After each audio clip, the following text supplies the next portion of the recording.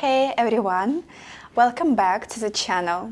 Today we are diving into a topic that can be challenging but super important in any relationships.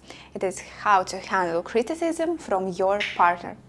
It is a life-changing skill for women because when a man sees that we calmly react to his criticism, we become irreplaceable women who give him peace of mind.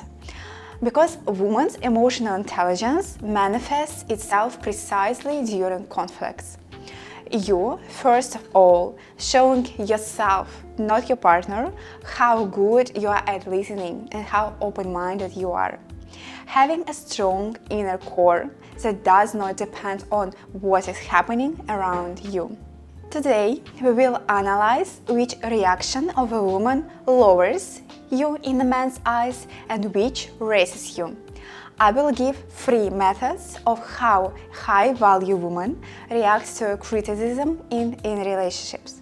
People who criticize often delude themselves into thinking that they are simply giving useful feedback.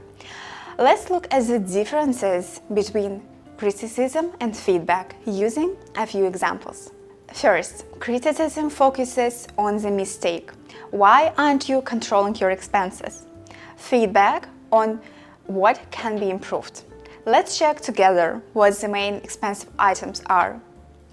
Second, criticism assumes the worst qualities in a person. You are stubborn and lazy, for example. Feedback only affects behavior. Let's agree that we will plan expenses for a month in advance. The third, criticism often devalues. You are probably just not smart enough for this task. Feedback motivates. I understand that you have a lot of troubles, but I'm almost sure that together we can handle it. And the fourth, criticism tries to control.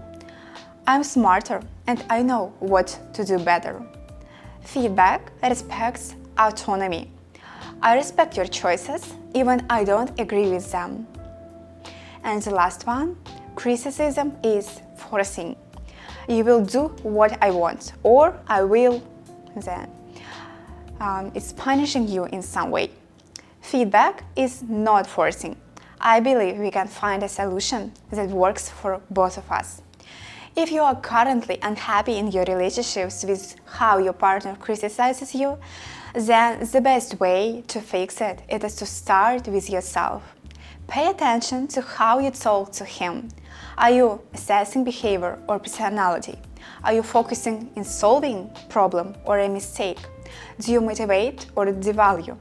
Self-reflection and coaching yourself is one of the keys for being irreplaceable woman and wife. So, let's talk about types of reactions that lower you in the man's eyes. First one, it is keep silent and be offended. How it can look. For example, avoiding conflict. We are afraid that the relationships may end or that we will look bad in the eyes of our partner. Angry, powerless, or confused. And second one is punishing your partner. For example, not talking because he should think about his behavior. Both types of reactions are inherent in a woman in the parent position when we putting yourself above our partner. The worst thing about it is that in the future your man will react in the same way, which 100% will upset you. Oh, why my chin so itchy? Let's talk about effective tips to manage criticism from your partner without being hysterical. The first one is asking clarifying questions about an issue. Once you heard your partner's perspective, it is a time to start managing the feedback effectively and gain a clear understanding. For example, you might say, "This seems really important to you. Could you help me understand why?"